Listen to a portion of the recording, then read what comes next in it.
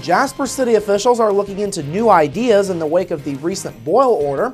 More on that. Plus, Carrie Schneider is back with our friends at the DuBois County Humane Society, and Charmaine Clem continues the ongoing political candidates series tonight on Inform.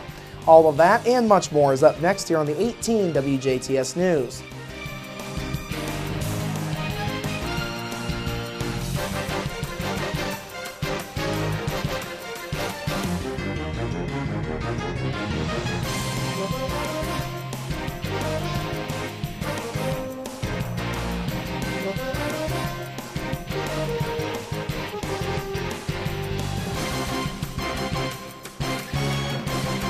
Hello, I'm Bradford Raths. We begin tonight with Jasper fire crews being kept busy overnight with the second residential fire in 4 days. Just before 8:40 last night, Jasper firefighters were called to a fourplex unit in the 500 block of Circle Pine Drive on a reported structure fire. Fire Chief Kenny Hoaxsong tells 18 News that the kitchen area of the upstairs north apartment was fully engulfed in flames when firefighters arrived on the scene. Hoaxsong says those living in the unit were outside and had alerted other folks to the blaze. Hoaxsong says nobody was injured. He says everyone in the affected apartment and the surrounding units was able to get out safely. Hoaxsong says the fire was caused by a pan of grease left on the stove. With unattended grease pans now to blame for both of the recent Jasper fires, Hoaxsong is reminding folks to be on the alert. Just a reminder, if once you have something in the kitchen area on the stove, just stay with it. It only takes a minute to walk away from it for it to turn bad. And also a reminder, if you rent, to have renter's insurance, it's very cheap, about $135, $140 a year to replace your belongings, or you walk away with what's left. Hoaxsong says the upstairs unit sustained at least $30,000 to $40,000 worth of damage in the kitchen area alone. He says there was smoke and water damage throughout the building, though the units are still livable. The Jasper Fire Department responded with 5 trucks and 33 firefighters. They were on scene for just over an hour. Jasper Police, DuBois County Sheriff's deputies, Indiana State Police, and Memorial Hospital EMS all assisted. Jasper officials are now mulling new ideas to prevent water quality issues such as the one that caused a 4-day citywide boil order last month. Last night, Jasper Utilities General Manager Bud Hauersperger gave a report on the late September boil order. Hauersperger reported that the problems originally began on September 15th, 2 days before the boil order was issued. According to the report, the Jasper Water Filtration Plant noticed that day that the chlorine residual in the plant's treated water was dropping to below normal levels. They also found that the potassium permanganate level was dropping in the raw water. The plant then added chlorine and the manganese as protocol dictated, and the situation was rectified for the time being. The issues returned the next morning, September 16th, and continued on and off throughout the day and into the evening hours. The boil order was deemed necessary after plant employee Tim Dorsum took a water sample from his home and brought it in for testing. Dorsum then contacted Gas and Water Manager Ernie Hinkle, Hauersperger, and Jasper Mayor Terry Seitz. Dorsum also contacted both the Indiana Department of Environmental Management and Midwestern Engineers for their help.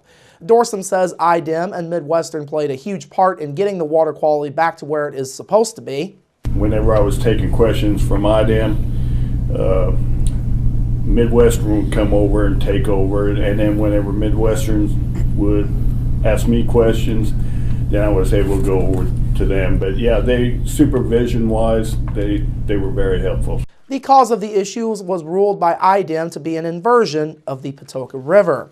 City officials are now looking into the possibility of several new technologies. These include better communication methods and using sodium-based manganese in the plant rather than potassium-based. Other technologies, such as the use of an ultra-low-level manganese testing kit and testing 3 times a day instead of once a day, have already been implemented. Seitz says he is pleased with how the whole situation was handled. I think at one of my city chats I gave us an A-B+, and I just don't think anything's perfect, but I certainly would not cast aspersions upon Tim or Ernie, Bud, or any of the utility staff members of doing their job. These are things that really we just noticed that we, again, a call sheet that wasn't necessarily optimally updated. Fire department has one, but certainly that's an ever-going thing because of mobile communications today. It could be outdated next month. Now, this boil order was the first one in a long time for Jasper. The last one occurred back in 2004 when the city switched to the current water treatment plant.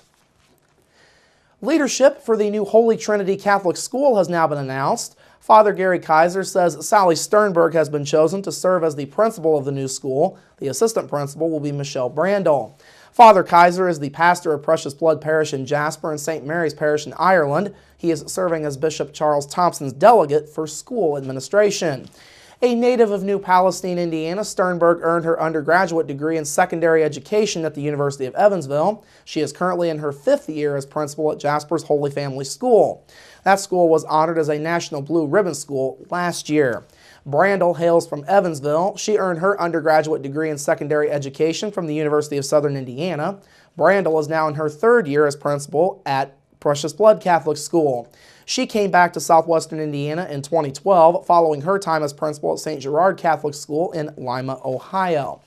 Now, at the end of the current school year, Precious Blood, Holy Family, and the St. Mary Preschool will come together to form the foundation for Holy Trinity. The new school, which will serve all of DuBois County, is scheduled to open next fall. Finally this evening, the election is now 2 weeks away, and the DuBois County Republican Party has high expectations this year. Yesterday, the local GOP hosted a candidate rally at their headquarters on the square in downtown Jasper.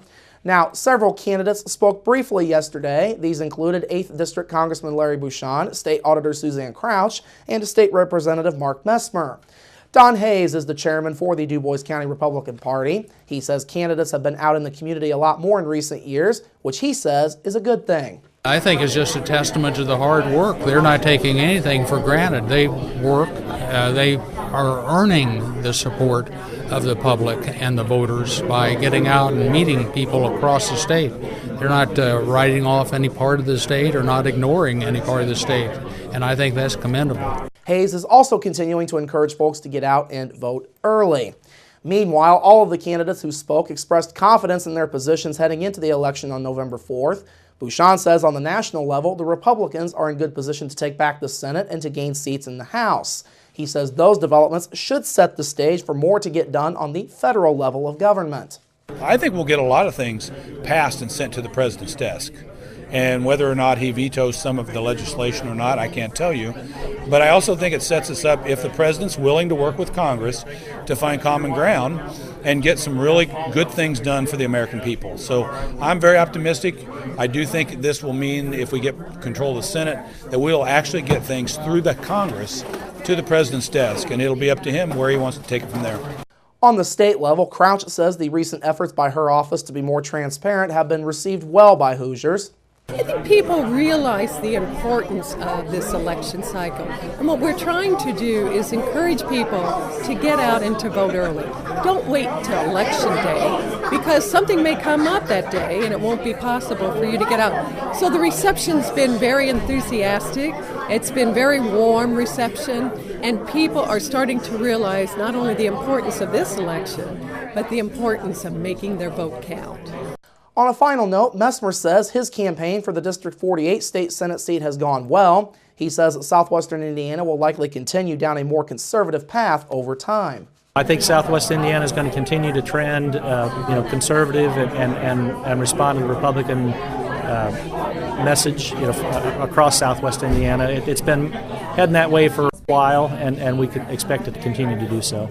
Now, yesterday's stop in Jasper was the first of several planned statewide as part of the Indiana GOP's Experience and Transparency Tour. Candidates also stopped in Davies, Gibson, and Knox counties yesterday. All right, coming up after the break, Carrie is up next with our friends at the DuBois County Humane Society, plus your local forecast, sports with Kurt Guxell, and Inform with Charmaine Clem. That's all up next here on the 18 WJTS News. Local people watching local people.